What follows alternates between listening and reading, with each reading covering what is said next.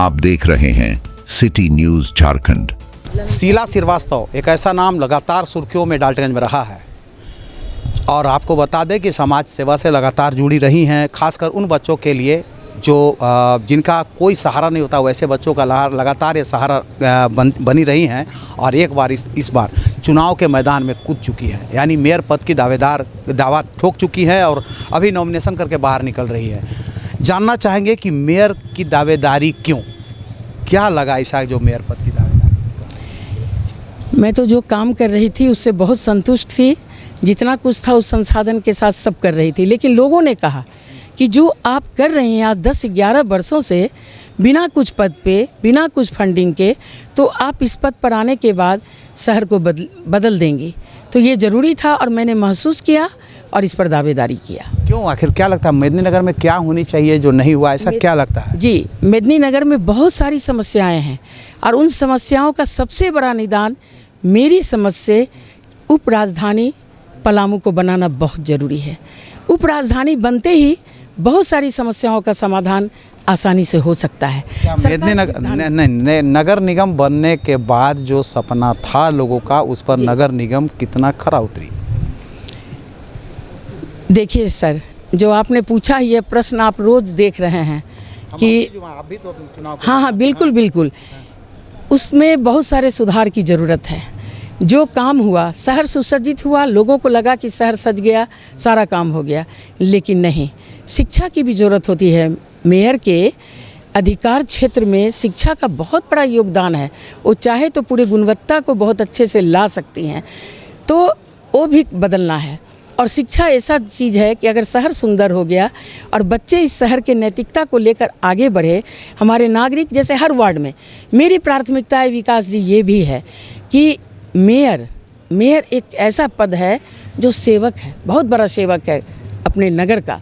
तो उनके लिए क्या है कि सिर्फ वार्ड काउंसलर सिर्फ चुने नहीं गए, उनके लिए भी टफ टास्क है कि उनके साथ हर मंथ में मीटिंग होना चाहिए कि कहाँ की समस्याएं क्या है। आप ज़रा सोचिए कि हर वार्ड में यदि पाठशाला हो जाए कि बच्चे सरकारी स्कूल प्राइवेट से पढ़ करके आएँ, और वहाँ जो लड़कियाँ महिलाएं जो पढ़ लिख के बैठी हुई हैं वो भी शिक्षा दे सकती हैं, उनके लिए जगह भी एक काम हुआ। दूसरी बात, छोटे छोटे पार्क, जैसा जगह है, जैसा उसके पास जगह है जिस वार्ड के पास, जो बच्चे खेले भी, स्कूल से आवे पाठशाला में जाए, पाठशाला के बाद वो पार्क में भी खेले, तो उन्हें कहीं गलत जगह पर जाने की ज़रूरत नहीं पड़ेगी। आपका कहना है कि विकास जिस तरह का, जिस रूप में होना चाहिए वो नहीं? मैं तो विकास से बात कर रही हूँ, विकास खुद बता सकते हैं कि विकास कितना हुआ। विकास हुआ, ऐसा नहीं है कि मैं नहीं बोलूँगी कि काम नहीं हुआ, लेकिन जो काम होना चाहिए वो नहीं हुआ। वो नहीं, जैसे क्या अपराध? हाँ, जैसे मान लीजिए ये महिला सीट है, तो महिला सीट है तो मेयर के पास एक महिला का एक पूरी टीम होनी चाहिए जो शहर के हर क्षेत्र से आती हो, सिर्फ एक क्षेत्र से नहीं आती हो, क्योंकि मेयर की वोटर शहर की हर महिलाएं हैं, हर लड़कियां हैं, तो सिर्फ एक तरह की क्यों हो। तो हम जब मेयर अगर बन गए तो पूरे पलामू जिले का महिलाओं का जमात मेरे पास होगा, और सिर्फ बैठने के लिए नहीं, उन्हें कुछ करने के लिए, कुछ गढ़ने के लिए, क्योंकि मैं कोई बिना फंडिंग, बिना किसी पद पे रहे हुए महिलाओं को स्वरोजगार से जोड़ा है। हमारी पूरी टीम खड़ी है। देखिए, मैं आज कोई तामझाम से नहीं आई, आप समझ भी नहीं सकते हैं कि इसमें मेयर का दावेदार कौन है, क्योंकि किसी के गले में माला नहीं है। मेरा ये था वादा कि मैं ये सब नहीं करूँगी, बिल्कुल साधारण तरीके से जाऊँगी, काम अच्छा करूँगी, जो सारे मीडिया और यहाँ के नागरिक ढोल बजाकर मुझे बाहर निकालेंगे।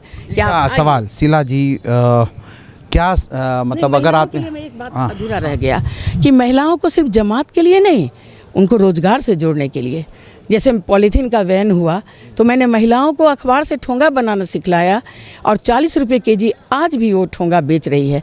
तो ये कम बड़ी बात नहीं है कि बिना पद पे रहे हमारी टीम निस्वार्थ निःशुल्क काम की, ये बड़ी बात है। तो लोगों को ये लगा कि अगर हम पद पे आ जाते हैं तो इस काम को बृहत रूप से बहुत अच्छे से कर सकते हैं। एक सवाल है शीला जी, लास्ट में आपके लास्ट सवाल है कि आप किन मुद्दों को प्राथमिकता क्या देंगे और आप लोगों को क्या संदेश देना चाहते हैं? मैं सबसे पहले मैं अपने पलामू को उप राजधानी बनाने की कोशिश करूंगी। हेमंत सरकार भी ये बात बोले, लेकिन यहाँ के जनप्रतिनिधि ने इसको गंभीरता से नहीं लिया। नहीं तो बहुत अच्छे अच्छे लोग हैं, इसको करवा सकते थे, फिर उन्हीं लोगों के सहयोग से ये काम होगा। दूसरी बात ये है कि मैं लोगों को ये उपराजधानी बनाने की बात तो है ही, उसके साथ मुझे मेरे मन में जो शिक्षा की बात है, जो हर वार्ड में एक होना चाहिए, जहाँ की महिलाएं भी उस शिक्षा से बनेंगी, लड़कियां भी बनेगी, बच्चे भी शिक्षित होंगे। उसके बाद जो मैं संदेश देना चाहती हूँ, ये देना चाहती हूँ कि अगर मैं नगर निगम में जीत कर आती हूँ तो यह संदेश जाएगा कि कोई खर्चा चुनाव में नहीं करो, चुनाव से पहले उस पैसे को समाज के कार्य में लगाओ, ताकि समाज तुम्हें खुद पुकारेगा और फिर से तुम उस जगह पर आ सकते हो। मेरा ये संदेश है। धन्यवाद। ये हैं शीला श्रीवास्तव। उन्होंने कहा कि तस्वीर तकदीर बदलने के लिए नहीं, बल्कि लोगों को शिक्षित करना। जब शिक्षित होंगे तो तस्वीर भी बदलेगी, तकदीर भी लोगों का बदलेगा। महिलाओं को रोजगार से जोड़ेंगी, शिक्षा घर घर दीप जलाएंगी, हर वार्ड में शिक्षा का एक विशेष अभियान चलाएंगी, बढ़िया पाठशाला खोलेंगी, पलामू को उपराजधानी बनाने की मांग करेंगी, जो अभी लगातार ये मुद्दा उठ रहा है। अब तो आने वाला वक्त तय करेगा, लेकिन फिलहाल शीला जी का हौसला काफ़ी बुलंद है, क्योंकि इन्होंने लोगों की सेवा लगातार पिछले कई वर्षों से कर रहे हैं, और ख़ासकर उन बच्चों के साथ जो गरीबी से दलदल में जी रहे थे, उन बच्चों के लिए लगातार ये प्रयास की है।